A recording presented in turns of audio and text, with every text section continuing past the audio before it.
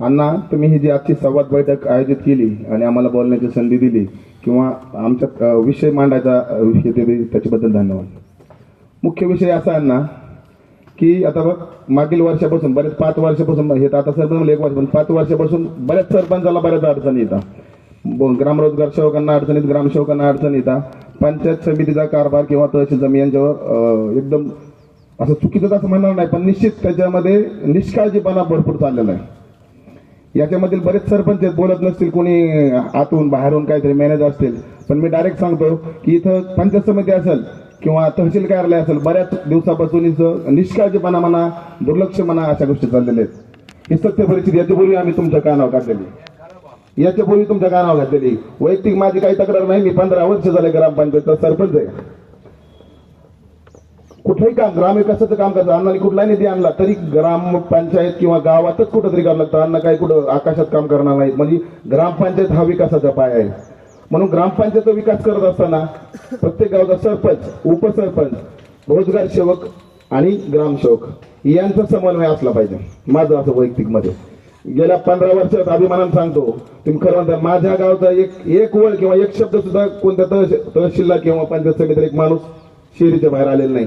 याचं कारण मी काय दबाव एवढं टाकलं म्हणून, याचं कारण असं की आम्ही तिथं काम तसं करतो. आमचे ग्रामसेवक आहेत, इथे कवडे साहेब पूर्वीचे, आता मोळी साहेब, त्यांना विचारा, आतापर्यंत एक शब्दाने आमचं कधी बी नसलं. याचं कारण काय?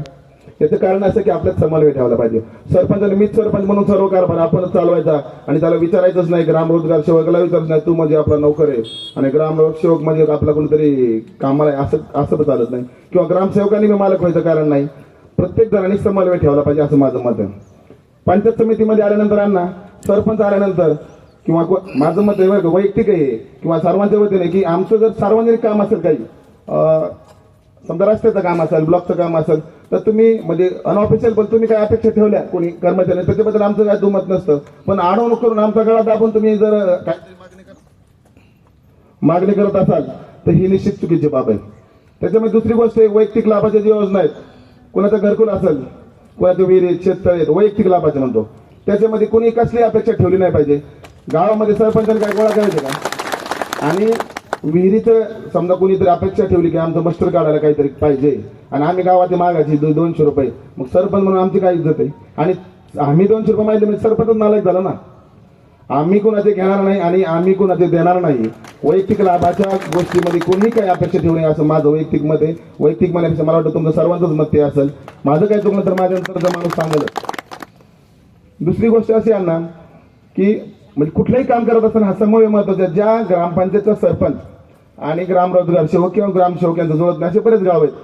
या गावांच्या तक्रारी होतात, यांचा आपसात काहीतरी कारणावरून बिन असतं आणि त्याचा कागद आष्टीला येतो, पंचायत समितीत येतो किंवा तहसीलला येतो किंवा पार काही तर पार कलेक्टर ऑफिसला जाते आणि त्या अर्जामुळं आमच्यासारखे किंवा बरेच गावाचे चांगले काम चालले ते सुद्धा ते एक अर्ज आला की सगळे कामं बंद, लगेच सगळ्यांच्या चौकशा चालू.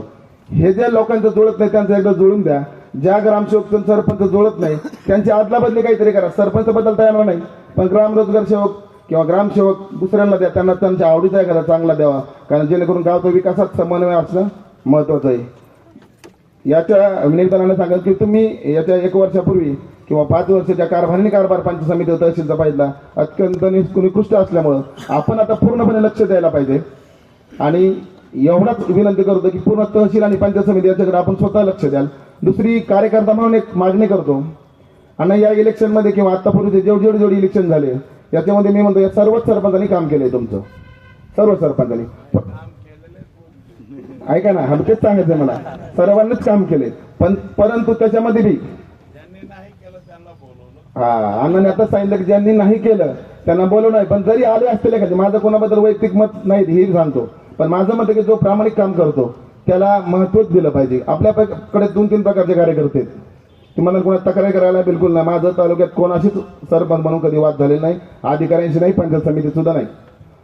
पण कार्यकर्ते जे मन धनाने लावून धरणारा किंवा आपल्या स्वतःची पूर्ण वेळ देऊन काम करणारा हा एक कार्यकर्ता असतो. दुसरा अण्णा, तुम्ही आल्यानंतर फक्त घोषणाबाजी करणारे काही कार्यकर्ते ते तुमचे कार्यकर्ते आहेत, तुमच्यासाठी पळतात. आणि जे कार्यकर्ते काम करतात पण त्यांची हिंमत होत नाही स्टेजवरून बोलायची, असे पण भरपूर सरपंच या ठिकाणी बसलेले आहेत. की जे सरपंच इथे बोलायची इच्छा आहे पण बोलताच येत नाही असे भरपूर सरपंच आहेत आणि ते बी मागे राहता कामा नाहीत. त्यामुळे तुम्ही तुमच्या पद्धतीने तुम्ही माहिती घ्या आणि जे जे सरपंच मागे राहिले त्यांना पुढे आणायचा प्रयत्न करा. जे सरपंचांनी पूर्ण प्रामाणिक काम केले त्यांच्यामध्ये एबीसीडी करा की जो लईच आडे अडचणी ते त्याला वर आणा, जो दिखावा करतो त्याला 2 नंबरला ठेवा. आम्ही म्हणत नाही डावलून टाका, पण काहीतरी याच्यामध्ये आपण लक्ष द्यावं अशा प्रकारची विनंती करतो. आणि तिसरी गोष्ट की आपण आमदार झाल्यानंतर कोणत्या सत्ता पक्षाचे किंवा विरोधी पक्षाचे आपण न बघता या बीड जिल्ह्यातील मत्स्यजोगचे सरपंच आहेत. आणि बोलांची गोष्ट अशी की या जिल्ह्यामध्ये माजी सीओ अजित पवार साहेब कार्यरत असताना त्यांनी 55 सरपंच या जिल्ह्यामध्ये नेमले होते. त्या 55 सरपंचांचे पैकी आपल्या तालुक्यातील 5 सरपंच होते, त्या सरपंचामध्ये मी होतो. सर्वच सरपंच चांगलं काम करतात, पण 55 सरपंच सीओ साहेबांनी नेमले होते ते दत्ता काकडे साहेबांना माहिती आहे. त्या सरपंचामध्ये मी होतो आणि मत्स्यजोगचे सरपंच आम्ही एकत्र काम केलेले बीडमध्ये.